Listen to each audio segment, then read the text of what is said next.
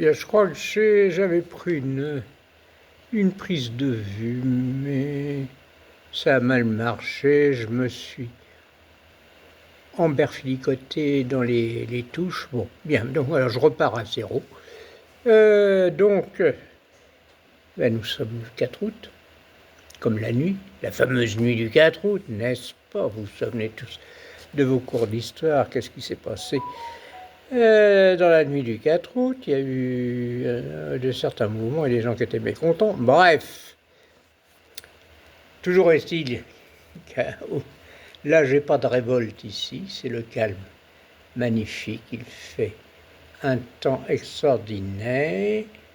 Et figurez-vous que je vois au large, avec le catamaran Robin qui faisait des tours avec un vent bien établi, ils viennent de déjauger, le catamaran s'est retourné et là ils viennent de le remettre sur les coques.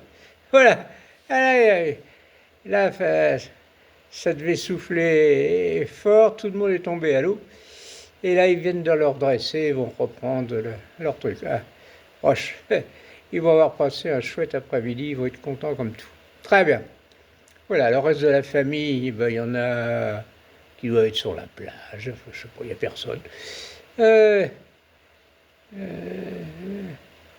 Et donc, là, je suis au calme, bien installé, devant cette mer magnifique, par une température de 23 degrés, un vent bien établi, un beau ciel avec un soleil présent. Voilà, donc tout est parfait. Donc, je vais repasser un petit moment avec vous et vous raconter à nouveau le récit de la vie d'un personnage extraordinaire que vous connaissez tous, mais pour les gens de ma génération qui a beaucoup compté dans leur jeunesse avec la guerre et ce qu'il a pu représenter auprès de Gaulle et le rôle qu'il a joué et qui était connu de toute la France. Tout le monde connaissait Philippe Leclerc de Haute-Cloque, général dans l'armée française, qui a gagné sa notoriété à la tête d'une armée bien connue qui s'appelait la 2e DB, la 2e division blindée, qui s'est créée très tôt et dont l'objectif, on va retrouver tout ça, l'objectif était d'atteindre le nid d'aigle de Hitler en Allemagne. Après, bien sûr, avoir libéré Paris et avoir libéré Strasbourg. Bon, alors, on va reprendre les choses au début. Ce Philippe de Haute-Cloque, Leclerc de Haute-Cloque, autrement dit le général Leclerc, en termes simples, comme il est connu, qu'il est mémorisé dans la mémoire française, est né dans la Somme, c'est-à-dire dans le nord de la France. Il est né en 1902 et malheureusement, il mourra très jeune, à 45 ans, en 1947. Il périra dans le cadre de sa fonction militaire en un accident d'avion qui interviendra à Colombey-Char en Algérie. Bien, nous reviendrons sur ces événements plus tard. C'est une famille dont on trouve les traces des 1340, qui avait ce qu'on appelait à l'époque une souche chevaleresque, d'où le nom Leclerc de Haute-Cloque. Son grand-père, qui s'appelait Gustave de Haute-Cloque, était un historien et un archéologue qui était attiré par l'histoire du monde et de la France en particulier. Et il est le fils de Adrien de Hautecloque.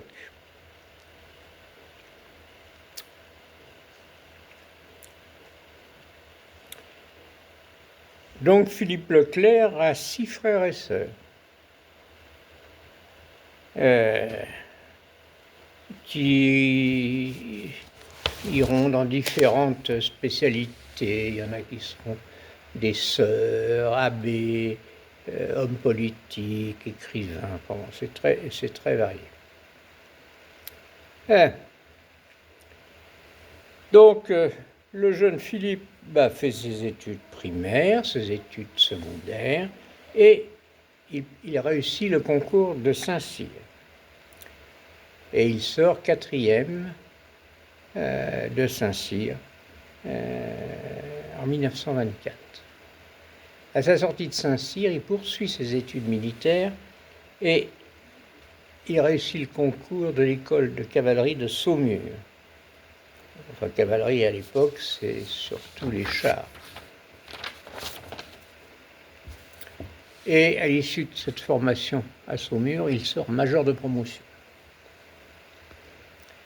À cette époque-là, c'est un homme qui aime beaucoup se promener dans la nature, dans la forêt, et qu'il aime regarder ce qui pousse dans les feuilles, ainsi de suite. Donc il prend pour l'aider dans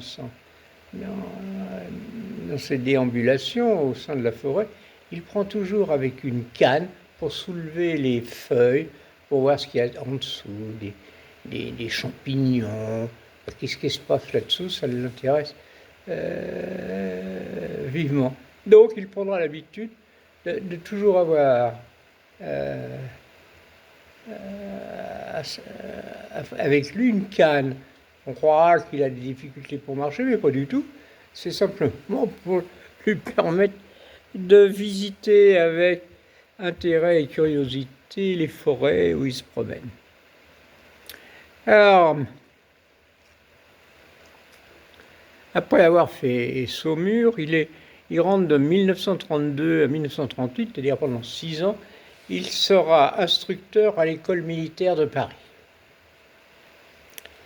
Mais en 1925, il s'était marié. Et après l'école militaire, il est affecté dans un régiment de cuirassiers à Trèves. Mais ça dure qu'1 an.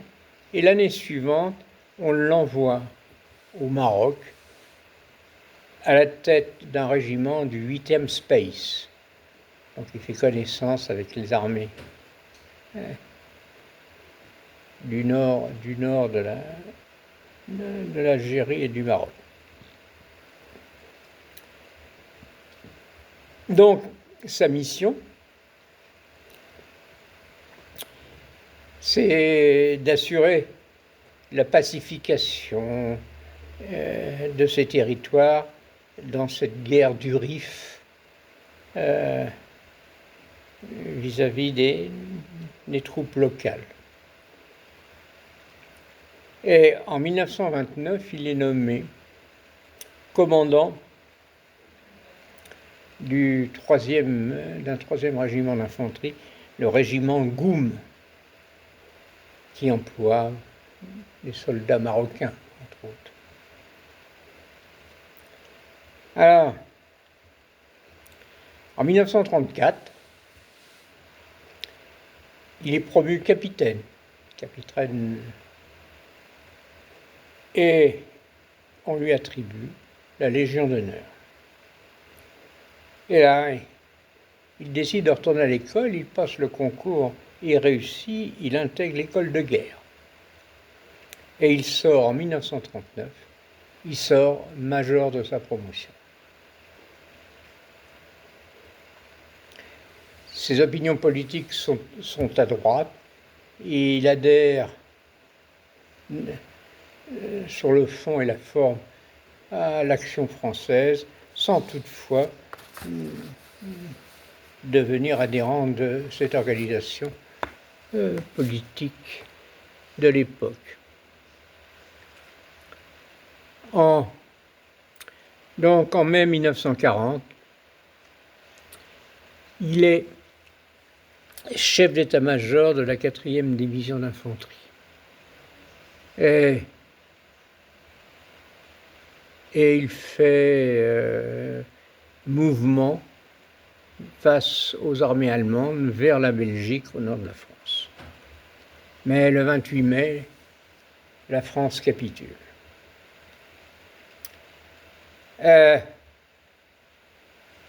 Leclerc décide de faire ce qu'il faut pour éviter d'être pris par les Allemands et d'être prisonnier.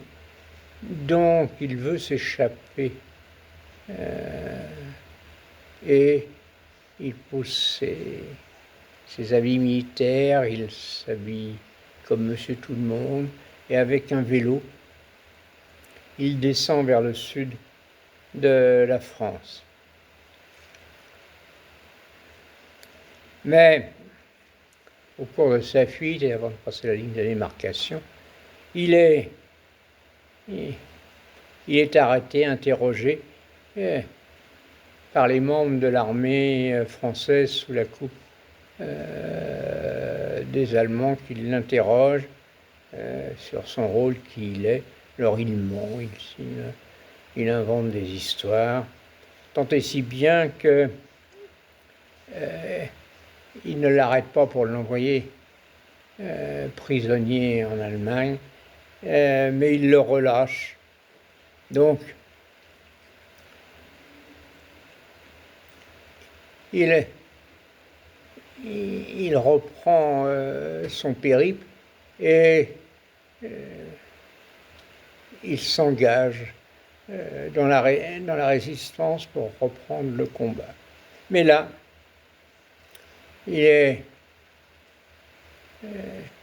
lors d'un combat, il est blessé, reçoit un éclat d'obus, je ne sais trop quoi.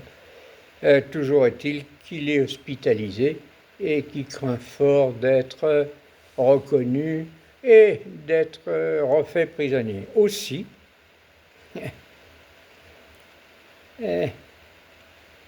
il s'échappe de l'hôpital où il était pour reprendre la fuite.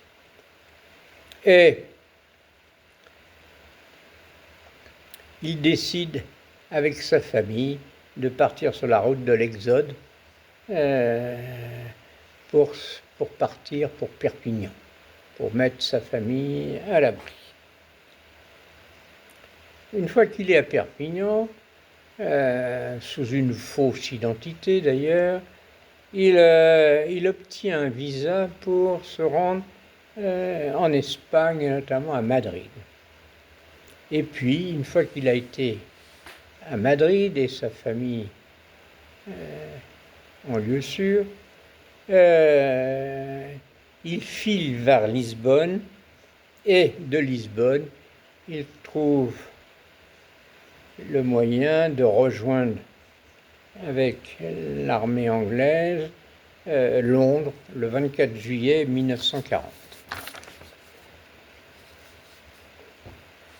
Une fois à Londres, il se présente au général de Gaulle, qui a pris la tête de la France libre en Grande-Bretagne, le 25 juillet. Le contact entre les deux hommes est extrêmement positif et de Gaulle demande à Leclerc de rallier le plus rapidement possible l'Afrique équatoriale française et la France libre afin de reconstituer une armée pour participer à la fois à l'arrivée, au débarquement, la construction d'une armée et de faciliter l'arrivée du débarquement des Américains et des Anglais en Afrique. Alors, les choses dites aux choses faites, le 6 juillet, il n'y a pas de temps à perdre, Leclerc rejoint le Cameroun avec un homme politique qui était le bras politique de Gaulle à l'époque, qui s'appelle Georges Pleven, qui viendra après, qui se mettra à la tête d'un mouvement qu'on appelait le MRP. Euh, donc de là, une fois qu'il est arrivé au Cameroun, il va au Nigeria, où il débarque le 27 août. Il va à Douala, avec un groupement de 22 militaires qu'il a recrutés. Là, il arrive à Fort-Lamy, à la tête d'un escadron de tirailleurs, de soldats locaux sénégalais. Et là, c'est sous la présence des autorités dépendant du gouvernement de Vichy, et il le demande, il leur conseille et demande de se rallier avec lui, d'aller au Cameroun et au Tchad ou au Congo, et de reprendre un rôle dans la France libre auprès d'un autochtone qui contribue beaucoup à notre présence, qui s'appelle Félix Eboué. D'ailleurs, ce Félix Eboué, d'ailleurs, passera et sera un député français, si j'ai bonne mémoire. Donc De Gaulle le nomme commissaire général du Cameroun. Et De Gaulle le nomme colonel.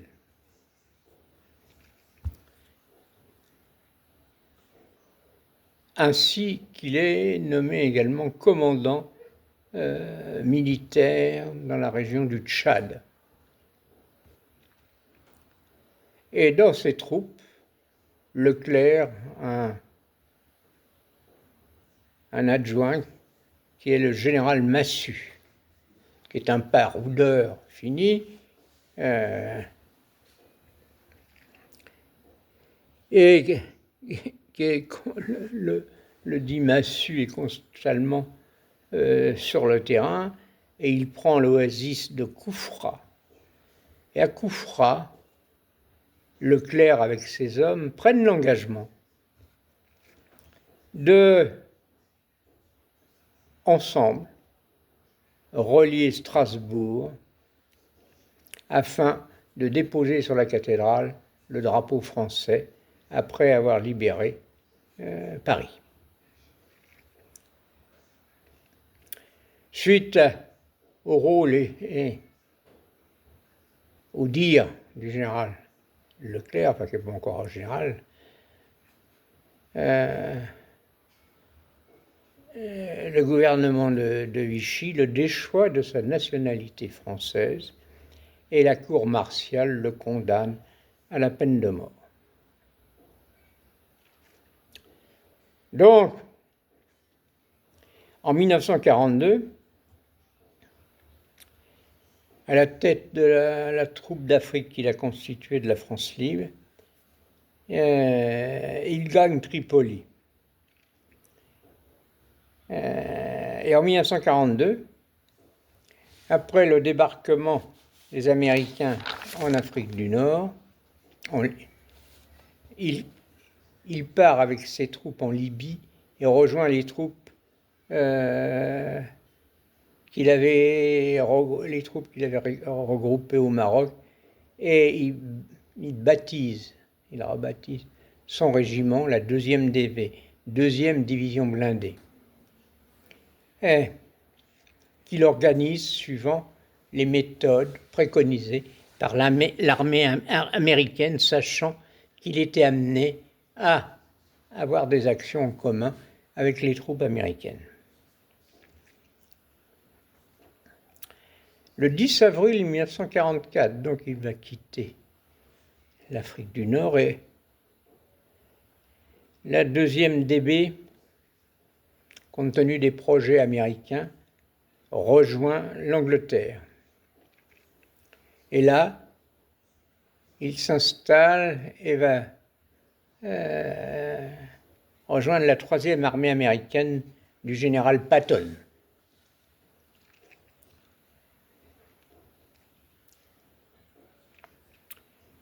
Donc les Américains décident le 6 juin de débarquer en Normandie avec les Anglais. Et la 2e DB, elle, débarquera le 1er août à Saint-Martin-de-Varreville, tout près d'Utah Beach. Une fois installés là, la 2e DB décide de rejoindre Argentan et Alençon. Où Alençon, ils trouvent une opposition des armées allemandes, notamment dans la forêt des Couves, où il y a eu des combats sanglants. Toutefois, la 2e DB, après avoir pris Alençon, bute sur la prise d'Argentan.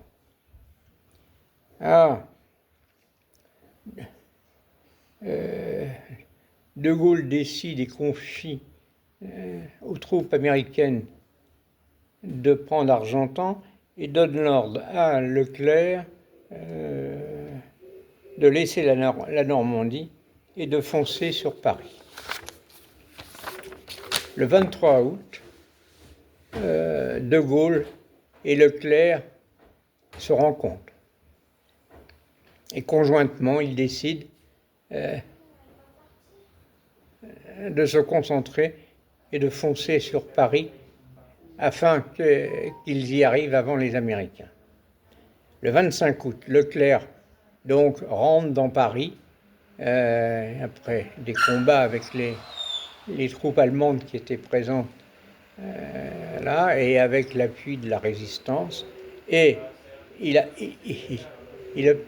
obtient la reddition du général responsable de la paix allemande qui s'appelait von Solstist, donc qui se rend et qui abandonne la défense de Paris. Donc Leclerc se rend à la gare Montparnasse afin de signer la reddition du général von Solstist. Et le 26 août, il y a eu des fameuses photos que tout le monde a vues, où on voit De Gaulle qui, dans Paris libéré, un fameux discours qu'il a fait à l'hôtel de ville de Paris, il descend les Champs-Élysées avec à ses côtés Leclerc, en présence de toute la population de Paris et d'ailleurs. Une fois la présence, la libération globale de Paris, la 2e DB, le 8 septembre, se dirige vers Strasbourg. Et le 23 novembre, après les combats autour de Strasbourg, Leclerc libère Strasbourg et monte déposer le drapeau sur la cathédrale de Strasbourg en respectant le sermon qu'il avait fait avec ses hommes à Koufra.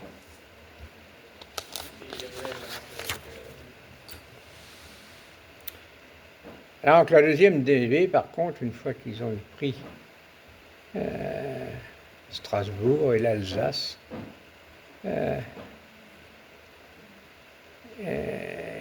l'objectif, comme il l'a rappelé, était d'atteindre le nid d'aigle d'Hitler. Et là, il rencontre une forte résistance des troupes allemandes. Et il a également des difficultés sur la stratégie militaire à utiliser avec son chef, qui est le général de Montsabert. Toutefois, début mai, la 2e DB franchit le Rhin et entre en Allemagne. Et là, il découvre les horreurs des camps de concentration qui ont été élaborés par les Allemands, et notamment le camp de Dachau. Et ils apportent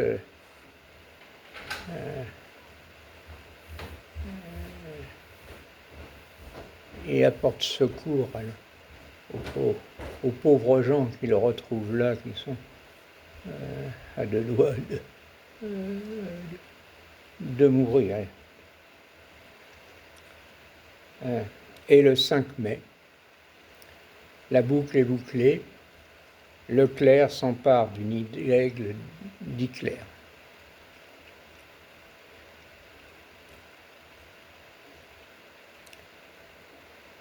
Alors,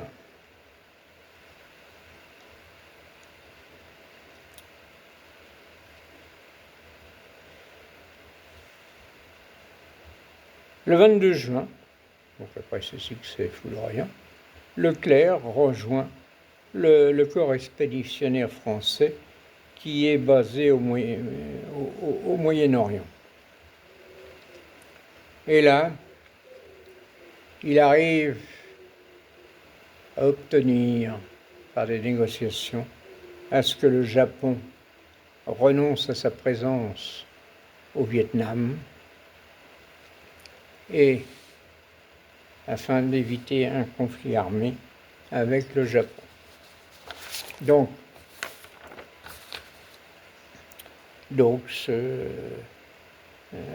cet accord étant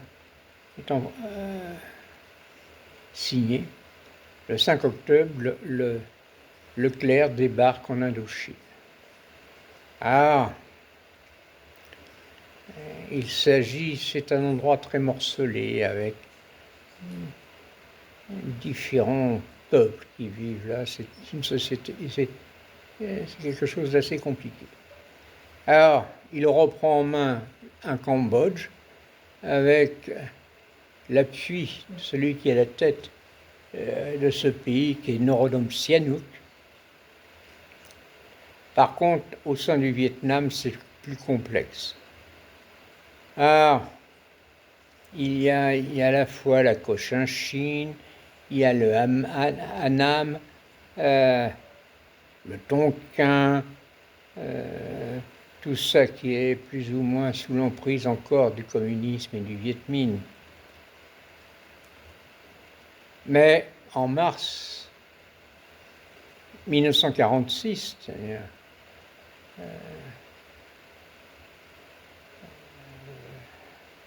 Leclerc peut rentrer dans Hanoï. Et là, il rencontre le chef de la Chine qui s'appelle Ho Chi Minh. Et ils conviennent d'aboutir à un accord négocié. En mars 1946, la France reprend donc la main sur le Vietnam, avec également le Laos. Le 12 juillet, Leclerc est nommé inspecteur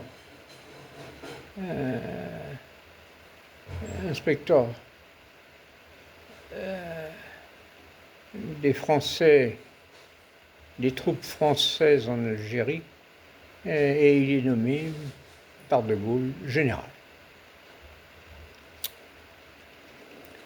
Le 28 novembre 1947, il décide de faire une tournée d'inspection des troupes françaises en Afrique du Nord, et donc il prend un avion en commençant son vol vers l'Algérie, et au-dessus de Colombéchar, son avion s'écrase et il meurt avec 14 autres personnes, je crois. C'est une désolation en France, compte tenu du prestige qu'avait cet homme militaire. Le gouvernement français de l'époque donc décide d'organiser des obsèques nationales.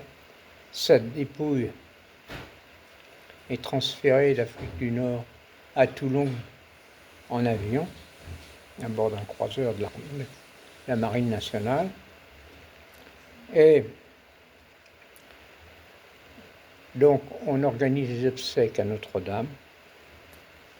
La deuxième DB, l'issue des obsèques, la deuxième DB accompagne le corps de son chef jusqu'à l'Arc de Triomphe. Et là, après cette cérémonie, il est inhumé aux Invalides. Voilà la vie courte, mais ô combien active de ce personnage dans l'armée française et du rôle qu'il a joué, tant dans la décolonisation que vis-à-vis de préparer avec les Américains le débarquement en France et assurer dans ce mouvement mouvementé la présence de la France dans toutes les grandes décisions qui ont eu lieu à cette époque-là, et notamment dans la chute du Troisième Reich. Voilà, c'est un grand personnage de notre histoire que j'ai beaucoup côtoyé, de loin bien évidemment, dans mon adolescence et qui était extrêmement présent dans les informations de chaque jour. Voilà, je vous remercie, j'espère que ce petit récit vous donnera le goût d'aller découvrir en détail la vie de ce grand militaire français. Voilà. Au revoir, merci à tous.